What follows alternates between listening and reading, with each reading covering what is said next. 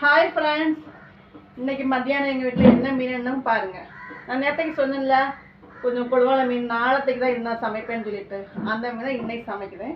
இதுக்கு பேர் தான் எங்கள் ஊரில் வந்து கொடுவாளைன்னு சொல்லுவாங்க. உங்கள் ஊரில் எப்படி சொல்லுவாங்கன்னு தெரியல. அதை கமெண்ட் பண்ணுங்க.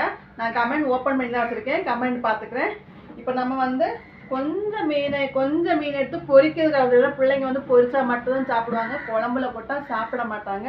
அதனால கொஞ்சம் மீன் வந்து பொரிக்கிறதுக்கும் ஒரு 7 துண்டு போல் குழம்பு வைக்கிறதுக்கும் நான் எடுத்து வச்சுருக்கேன். இப்போ நான் சமைக்கிறத உங்களுக்கு வந்து லைவாக காமிக்கிறாங்க, எப்படி வந்து குழம்பு வைக்கிறோன்னு நீங்கள் பாருங்கள். பாய், இல்லைங்க. இப்போ நம்ம குழம்பு வைக்கிறத உங்களுக்கு காமிச்சு தரேன். அதுக்கு ஒரு தக்காளி, 4 பச்சை மிளகாய், கொஞ்சம் கருவேப்பிலை முதல்ல தட்டணும்.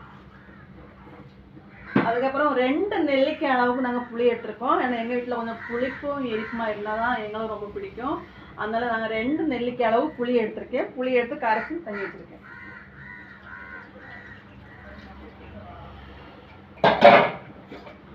அதுக்கப்புறம் தேங்காய், ஒரு சின்ன கொஞ்சோண்டு தேங்காய், மல்லிப்பொடி, மிளகாய் பொடி, ஜீரகப்பொடி, மஞ்சள் பொடி, வெந்தயம் போட்டு மிக்சியில் ஆட்டி வச்சுருக்கேன். இதை எடுத்தாலே விட்டணும்.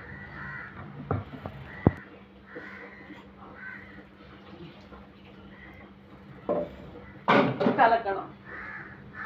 நாங்கள் கொஞ்சம் குழம்பு மாதிரி தான் வைப்போம், அப்போ தான் சோத்து கூட விற்று சாப்பிடும்போது நல்லாயிருக்கும். நாங்கள் இப்படியே சாப்பிட்டு பழகிருச்சு.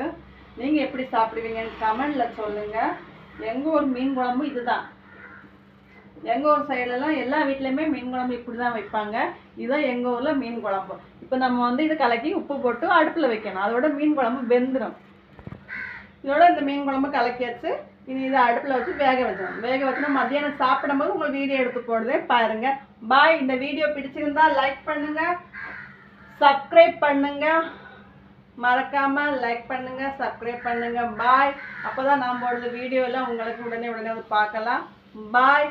கொஞ்சம் சப்போர்ட் பண்ணுங்கள். ஆனந்தி கேகே சேனலை சப்போர்ட் பண்ணுங்கள். பாய்.